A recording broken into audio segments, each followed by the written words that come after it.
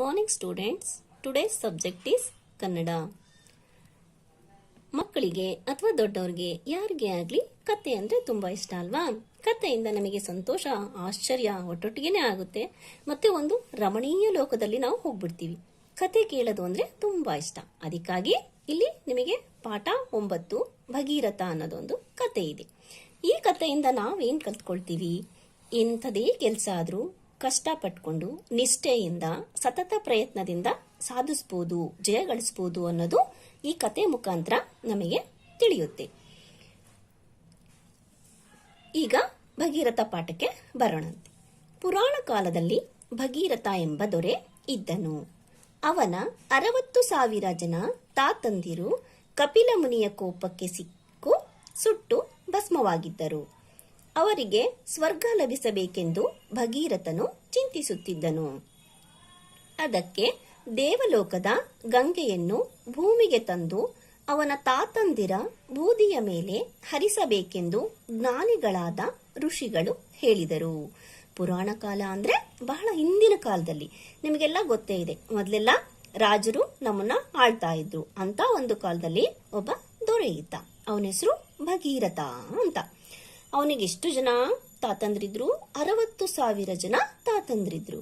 ಅವ್ರು ಏನಾಗ್ಬಿಡ್ತು, ಅವರಿಗೆ ಕಪಿಲ ಮುನಿಯ ಕೋಪಕ್ಕೆ ಅವರು ಸಿಕ್ಬಿಟ್ಟು ಅವರು ಸುಟ್ಟು ಭಸ್ಮ ಆಗ್ಬಿಟ್ಟಿದ್ರು.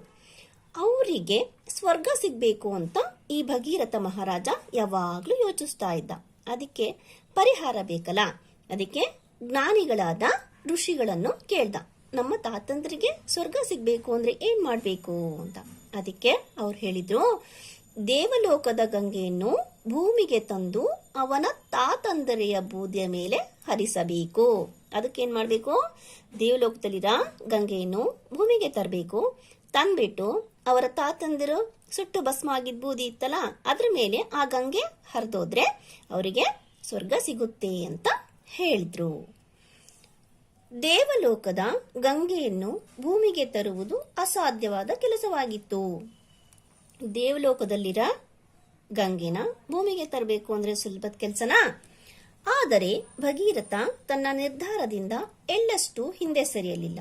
ಎಷ್ಟೇ ಕಷ್ಟವಾದರೂ ಗಂಗೆಯನ್ನು ಭೂಮಿಗೆ ತಂದೇ ತರುತ್ತೇನೆಂದು ತಪಸ್ಸಿಗೆ ಕುಳಿತ. ಬಾಯಾರಿಕೆ, ಹಸಿವು, ನಿದ್ರೆಯನ್ನು ಮರೆತ. ಬಿಸಿಲು, ಮಳೆ, ಬಿರುಗಾಳಿಯನ್ನು ಸಹಿಸಿಕೊಂಡ. ಈಗ ದೇವಲೋಕದ ಗಂಗೆಯನ್ನ ಭೂಮಿಗೆ ತರಬೇಕು ಅಂತ ಹೇಳಿ ಅವನು ತಪಸ್ಸಿಗೆ ಕುಳಿತ. ಯಾರಿಗ ಹೋಲ್ಸ್ಕೋಬೇಕು ಅಂತ? ಗಂಗೆಯನ್ನ ಹೋಲ್ಸ್ಕೋಬೇಕು ಅಂತ ತಪಸ್ಸಿಗೆ ಕುಳಿತ. ಎಷ್ಟೇ ಕಷ್ಟ ಆದ್ರೂ ನಾನು ಇದರಿಂದ ಹಿಂದೆ ಸರಿಯೋದಿಲ್ಲ ಅಂತೇಳಿ ಕಠಿಣ ತಪಸ್ಸಿಗೆ ಕುಳಿತ. ತಪಸ್ ಮಾಡ್ಬೇಕಾದ್ರೆ ಬಾಯಾರಿಕೆ ಆಯ್ತು, ಹಸಿವಾಯ್ತು, ನಿದ್ರೆ ಬಂತು. ಅದೆಲ್ಲ ಮರೆತು ಬಿಸಿಲು, ಮಳೆ, ಗಾಳಿಯನ್ನು ಸಹಿಸಿಕೊಂಡು ಒಂದೇ ಸಮ ಏಕಾಗ್ರತೆಯಿಂದ ತಪಸ್ಸು ಮಾಡ್ತಾನೇ ಇದ್ದ. ಅನೇಕ ವರ್ಷಗಳ ಕಠಿಣ ತಪಸ್ಸಿಗೆ ಮೆಚ್ಚಿ ಪ್ರತ್ಯಕ್ಷಳಾದ ಗಂಗೆ, ನಿನ್ನ ಇಚ್ಛೆಯಂತೆ ನಾನು ಭೂಮಿಗೆ ಧುಮುಕುತ್ತೇನೆ. ಆದರೆ ನನ್ನ ರಭಸವನ್ನು ತಡೆಯುವವರು ಯಾರು ಎಂದಳು. ಅವನು ಎಷ್ಟೋ ವರ್ಷಗಳ ಕಾಲ ಅದೇ ರೀತಿ ತಪಸ್ಸು ಮಾಡ್ತಾನೆ ಇದ್ದ. ಅದಕ್ಕೆ ಪ್ರತ್ಯಕ್ಷಳಾದ ಗಂಗೆ ಅವನ ಮುಂದೆ ಬಂದು, ನಿನ್ನ ಆಸೆನ ನಾನು ಪೂರೈಸ್ತೀನಿ, ಆದ್ರೆ ನನ್ನ ರಭಸವನ್ನು ತಡೆಯುವವರು ಯಾರು? ನೀವು ಜೋರಾಗಿ ಮಳೆ ಬಂದಾಗ ಆಗಿರ್ಬೋದು, ಎಲ್ಲಾದ್ರೂ ನೀರಿನ ತಾಣಕ್ಕೆ ಹೋದಾಗ ನೋಡಿರ್ಬೋದು, ಎಷ್ಟು ಬೋರ್ಗರುವಾಗ ನೀರು ಹರಿತಾ ಇರುತ್ತೆ ಅಂತ. ಅದನ್ನ ಯಾರು ತಡ್ಕೊಳ್ತಾರೆ ಅಂತ ಕೇಳ್ತಾಳೆ. ಚಿಂತಾಕ್ರಾಂತನಾದ ಭಗೀರಥ ಮತ್ತೆ ತಪಸ್ಸಿಗೆ ಕುಳಿತ. ಆಗ ಅವನಿಗೆ ಬ್ರಹ್ಮದೇವ ಪ್ರತ್ಯಕ್ಷನಾದ. ಭಗೀರಥನ ಪ್ರಾರ್ಥನೆಗೆ ಬ್ರಹ್ಮದೇವನು ಮೆಚ್ಚಿ ಶಿವನನ್ನು ಕುರಿತು ತಪಸ್ಸು ಮಾಡು ಎಂದು ಸಲಹೆ ನೀಡಿದ. ಅದರಂತೆ ಭಗೀರಥ ತಪಸ್ಸನ್ನು ಮುಂದುವರೆಸಿದ. ಅವನ ಕಠಿಣ ತಪಸ್ಸಿಗೆ ಮೆಚ್ಚಿ ಪ್ರತ್ಯಕ್ಷನಾದ ಶಿವ, ನಿನ್ನ ಧೈರ್ಯ, ಭಕ್ತಿ, ದೃಢ ಸಂಕಲ್ಪವನ್ನು ಮೆಚ್ಚಿದ್ದೇನೆ. ಧುಮ್ಮಿಕ್ಕುವ ಗಂಗೆಯನ್ನು ತಡೆದು ನಾನು ಶಿರದಲ್ಲಿ ಧರಿಸುತ್ತೇನೆ. ಗಂಗೆ ನನ್ನ ಶಿರದಿಂದ ಭೂಮಿಗೆ ಇಳಿದು ನಿನ್ನನ್ನು ಹಿಂಬಾಲಿಸುವಳು ಎಂದನು. ಗಂಗೆ ಪ್ರತ್ಯಕ್ಷಳಾದ್ಲು. ನನ್ನನ್ನು ರಭಸವನ್ನು ತಡೆಯುವವರು ಯಾರು ಅಂತ ಕೇಳಿದ್ಲು. ಅದರಿಂದ ಅವನಿಗೆ ತುಂಬಾ ಚಿಂತೆ ಆಯ್ತು. ಹೌದಲ್ಲ, ಚಿಂತಾಕ್ರಾಂತ ಭಗೀರಥ ಮತ್ತೆ ತಪಸ್ಸಿಗೆ ಕುಳಿತ. ಚಿಂತೆಯಿಂದ ಮತ್ತೆ ತಪಸ್ಸಿಗೆ ಕುಳಿತಾನೆ. ಇದಕ್ಕೆ ಪರಿಹಾರ ಬೇಕಲ್ಲ. ಆಗ ಅವನಿಗೆ ಬ್ರಹ್ಮದೇವ ಪ್ರತ್ಯಕ್ಷನಾದ. ಅವನ ತಪಸ್ಸಿಗೆ ಮೆಚ್ಚಿ ಬ್ರಹ್ಮದೇವ ಪ್ರತ್ಯಕ್ಷ ಆಗ್ತಾನೆ. ಭಗೀರಥನ ಪ್ರಾರ್ಥನೆಗೆ ಬ್ರಹ್ಮದೇವನು ಮೆಚ್ಚಿ ಶಿವನನ್ನು ಕುರಿತು ತಪಸ್ಸು ಮಾಡು ಎಂದು ಸಲಹೆ ನೀಡಿದ. ಬ್ರಹ್ಮದೇವ ಏನ್ ಹೇಳ್ತಾನೆ, ನಿನಗೆ ಪರಿಹಾರ ಬೇಕು ಅಂದ್ರೆ ಈಶ್ವರ ಶಿವನನ್ನ ಕುರಿತು ತಪಸ್ಸು ಮಾಡು ಅಂತ ಹೇಳ್ತಾನೆ. ಅದರಂತೆ ಭಗೀರಥ ತಪಸ್ಸನ್ನು ಮುಂದುವರಿಸಿದ. ಈಗ ಅವನು ಶಿವನನ್ನ ಕುರಿತು ತಪಸ್ಸು ಮುಂದುವರಿಸ್ತಾನೆ. ಅವನ ಕಠಿಣ ತಪಸ್ಸಿಗೆ ಮೆಚ್ಚಿ ಪ್ರತ್ಯಕ್ಷನಾದ ಶಿವ, ನಿನ್ನ ಧೈರ್ಯ, ಭಕ್ತಿ, ದೃಢ ಸಂಕಲ್ಪವನ್ನು ಮೆಚ್ಚಿದ್ದೇನೆ. ಅವನ ತಪಸ್ಸಿಗೆ ಮೆಚ್ಚಿಬಿಟ್ಟು ಶಿವ ಪ್ರತ್ಯಕ್ಷ ಆಗಿ ಏನ್ ಹೇಳ್ತಾನೆ, ನಿನ್ನ ಧೈರ್ಯ, ಭಕ್ತಿ, ದೃಢ ಸಂಕಲ್ಪ, ಏನೇ ಕಷ್ಟ ಬಂದ್ರು ಅದನ್ನ ವಿಚಲಿತನಾಗದೆ ನಮ್ಮನ್ನ ಒಲಿಸ್ಕೊಂಡಿದ್ಯಾ, ಆಯ್ತು, ಧುಮ್ಮಿಕ್ಕುವ ಗಂಗೆಯನ್ನು ತಡೆದು ನಾನು ಶಿರದಲ್ಲಿ ಧರಿಸುತ್ತೀನಿ. ಈ ರಭಸದಿಂದ ಬರ್ತಾ ಇರ್ತಕ್ಕಂಥ ಧುಮ್ಮಿಕ್ಕಿ ಹರಿಯುವ ಗಂಗೆಯನ್ನು ನಾನು ಶಿರದಲ್ಲಿ ಧರಿಸ್ತೇನೆ ಅಂತ ಹೇಳಿ ಗಂಗೆ ನನ್ನ ಶಿರದಿಂದ ಭೂಮಿಗೆ ಇಳಿದು ನಿನ್ನನ್ನು ಹಿಂಬಾಲಿಸುವಳು ಎಂದನು. ಶಿರ ಅಂದ್ರೆ ತಲೆ. ಅವಾಗ ಆ ಗಂಗೆಯನ್ನ ಅವನು ತನ್ನ ತಲೆಯಲ್ಲಿ ಇಟ್ಕೊಳ್ತಾನೆ ಶಿವ. ಅದರಿಂದ ಭೂಮಿಗೆ ಇಳಿದು ನಿನ್ನನ್ನು ಹಿಂಬಾಲಿಸುವಳು ಅಂತ ಹೇಳ್ತಾನೆ. ಅಂತೆಯೇ ಬೋರ್ಗೆರೆಯುತ್ತ ಧುಮ್ಮಿಕ್ಕಿದ ಗಂಗೆಯನ್ನು ಶಿವನು ಜಟೆಯಲ್ಲಿ ತಡೆದು ಭೂಮಿಗೆ ಹರಿಯಬಿಟ್ಟನು. ಜಟೆ ಅಂದ್ರೆ ಶಿವನ ತಲೆಯಲ್ಲಿ ಕೂದಲಿರುತ್ತಲ್ಲ, ಅದು ಜಟೆ ರೂಪದಲ್ಲಿರುತ್ತೆ. ಅದರಲ್ಲಿ ಅವನು ಆ ಗಂಗೆನ ಸುತ್ತಕೊಂಡು ಇಟ್ಕೊಳ್ತಾನೆ. ಗಂಗೆ ರಭಸದಿಂದ ಹರಿಯುವಾಗ ಜೂನು ಮಹರ್ಷಿಯ ಆಶ್ರಮ ಕೊಚ್ಚಿಕೊಂಡು ಹೋಯಿತು. ರಭಸದಿಂದ ಹರಿತಾ ಇರ್ತಕ್ಕಂಥ ಗಂಗೆ ಭೂಮಿಗೆ ಬಂದಾಗ ಏನಾಗುತ್ತೆ, ಒಬ್ಬ ಮಹರ್ಷಿ ಇರ್ತಾನೆ, ಅವನ ಹೆಸರು ಜೂಹುನು ಅಂತ ಹೇಳಿ. ಅವನು ಆಶ್ರಮ ಕಟ್ಕೊಂಡಿರ್ತಾನಲ್ಲ, ಆಶ್ರಮ ಕೊಚ್ಕೊಂಡು ಹೋಗ್ಬಿಡುತ್ತೆ. ಇದರಿಂದ ಕೋಪಗೊಂಡ ಮಹರ್ಷಿಯು ಗಂಗೆಯನ್ನು ಒಂದೇ ಗುಟಿಗೆ ಕುಡಿದು ಬಿಟ್ಟ. ನನ್ನ ಆಶ್ರಮ ಕೊಚ್ಕೊಂಡು ಹೋಯ್ತಲ್ಲ ಅಂತ ಅವನಿಗೆ ತುಂಬಾ ಕೋಪ ಬಂದ್ಬಿಡುತ್ತೆ ಜೂನು ಮಹರ್ಷಿಗೆ. ಅವನು ಒಂದೇ ಗುಟಿಗೆ ಅಂದ್ರೆ ಒಂದೇ ಸಲನೆ ಅಷ್ಟು ಗಂಗೆನ ಕುಡಿದು ಬಿಡ್ತಾನೆ. ಇಷ್ಟೆಲ್ಲಾ ಪ್ರಯತ್ನಗಳ ನಂತರವೂ ಗಂಗೆ ಸಿಗಲಿಲ್ಲ. ಆದರೂ ಭಗೀರಥ ಎದೆಗುಂದದೆ ಜೂನು ಮಹರ್ಷಿಯನ್ನು ತನ್ನ ಪ್ರಾರ್ಥನೆಯಿಂದ ಮೆಚ್ಚಿಸಿದ.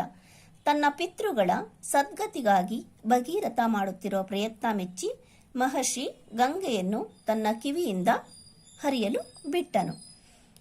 ಗಂಗೆನ ಒಲಿಸ್ಕೊಂಡ, ಭೂಮಿಗೆ ತಗೊಂಡ್ಬಂದ. ಆದ್ರೆ ಜೂನು ಮಹರ್ಷಿ ಆಶ್ರಮ ಕೊಚ್ಕೊಂಡೋಗಿದ್ದಕ್ಕೆ ಅವನು ಕೋಪಗೊಂಡು ಗಂಗೆನ ಕುಡಿದು ಬಿಟ್ಟಿದ್ದ. ಇದರಿಂದ ಏನಾಯ್ತು, ಎಷ್ಟೇ ಪ್ರಯತ್ನ ಆದ್ರೂ ಮತ್ತೆ ಗಂಗೆ ಅವನಿಗೆ ಸಿಗ್ಲೇ ಇಲ್ಲ.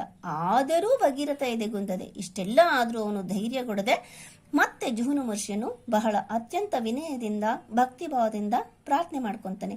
ನಾನು ಈ ಗಂಗೆಯನ್ನ ಭೂಮಿಗೆ ತರ್ತಾ ಇರೋದು ನನ್ನ 60,000 ತಾತಂದಿರಿಗೆ ಸ್ವರ್ಗ ಸಿಗ್ಬೇಕು ಅಂತ ಹೇಳಿ. ಅದಕ್ಕಾಗಿ ನನಗೆ ಗಂಗೆನ ಬಿಟ್ಟು ಮಹರ್ಷಿಗಳಿಗೆ ಗಂಗೆಯನ್ನ ಬಿಟ್ಬಿಡಿ, ನನಗೆ ಕಳಿಸ್ಕೊಡಿ ನನ್ನ ಜೊತೆ. ನಾನು ಸದ್ಗತಿಗಾಗಿ, ನನ್ನ ಪಿತೃಗಳ ಸದ್ಗತಿಗಾಗಿ ನಾನು ಈ ಕೆಲಸ ಮಾಡ್ತಾ ಇದ್ದೀನಿ ಅಂತ ಹೇಳ್ತಾನೆ. ಅದಕ್ಕೆ ಅವನು ಮೆಚ್ಚಿಬಿಟ್ಟು ಗಂಗೆಯನ್ನು ತನ್ನ ಕಿವಿಯಿಂದ ಭೂಮಿಗೆ ಕಳಿಸ್ಕೊಡ್ತಾನೆ. ಅಂತೂ ಭಗೀರಥ ಗಂಗೆಯನ್ನು ಭೂಮಿಗೆ ತರಲು ಮಾಡಿದ ಸಾಹಸಕ್ಕೆ ಫಲ ದೊರೆಯಿತು. ಎಷ್ಟು ಕಷ್ಟಪಟ್ಕೊಂಡು ಅವನು ಕೊನೆಗೆ ಗಂಗೆಯನ್ನು ಭೂಮಿಗೆ ತರಕ್ಕೆ ಆಯ್ತು.